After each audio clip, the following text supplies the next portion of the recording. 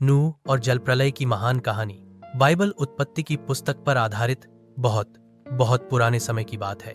यह वह समय था जब धरती पर मनुष्य की संख्या बढ़ चुकी थी।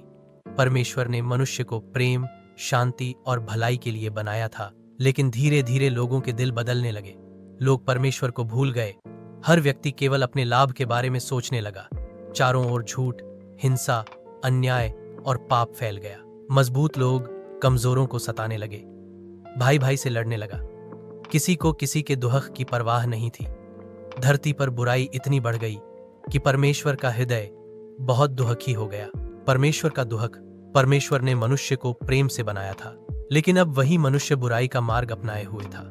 बाइबल बताती है कि परमेश्वर को बहुत शोक हुआ। उसने निश्चय किया कि वह इस बुराई को समाप्त करेगा और संसार को नया रूप देगा। लेकिन उसी संसार में एक व्यक्ति ऐसा भी था जो अलग था। नूह, एक धर्मी और विश्वासयोग्य व्यक्ति। उस व्यक्ति का नाम नूह था। नूह एक सीधा, सादा, सच्चा और परमेश्वर से डरने वाला व्यक्ति था। वह हर दिन परमेश्वर के साथ चलता था। वह दूसरों की तरह बुराई नहीं करता था। नूह अपने परिवार के साथ शांत और ईमानदार जीवन जीता था। परमेश्वर ने नूह को देखा और कहा, नूह मेरी दृष्टि में धर्मी है। परमेश्वर की योजना। एक दिन परमेश्वर ने नूह से कहा, नूह, इस धरती पर बुराई बहुत बढ़ गई है। मैं जल प्रलय के द्वारा इस संसार को नष्ट करने जा रहा हूं, लेकिन तुम एक बहुत बड़ा जहाज बनाओ।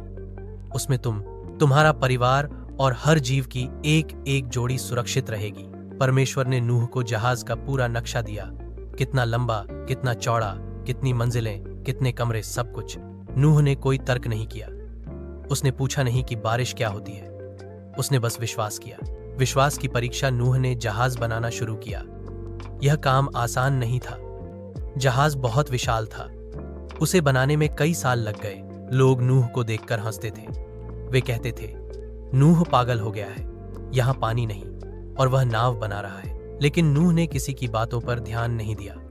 वह जानता था कि वह परमेश्वर की आज्ञा का पालन कर रहा है। जहाज का पूरा होना, कई वर्षों की मेहनत के बाद जहाज तैयार हो गया। फिर एक अद्भुत बात हुई। धरती के हर कोने से जानवर आने लगे। छोटे, बड़े, जंगली, पालतू, उड़ने वाले, रेंगने वाले, हर प्रजाति की नर और मादा जोड़ी। यह देखकर लोग चकित रह गए। नूह ने सभी को जहाज में जगह दी।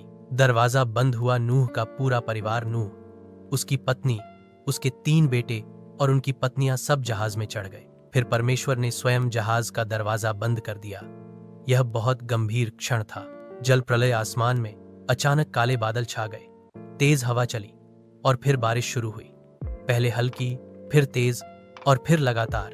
दिन रात 40 दिन और 40 रात तक बारिश होती रही। धरती पर हर ओर पानी ही पानी था। पहाड़ भी डूब गए, लेकिन जहाज सुरक्षित तैरता रहा। जहाज के भीतर अंदर नूह और उसका परिवार डर के बजाय विश्वास में था। वे जानवरों की देखभाल करते, प्रार्थना करते और परमेश्वर पर भरोसा रखते। यह समय धैर्य की परीक्षा का था। आशा की किरण। बारिश रुकने के बाद भी पानी कई महीनों तक रहा। नूह ने कौवा छोड़ा, फिर कबूतर छोड़ा।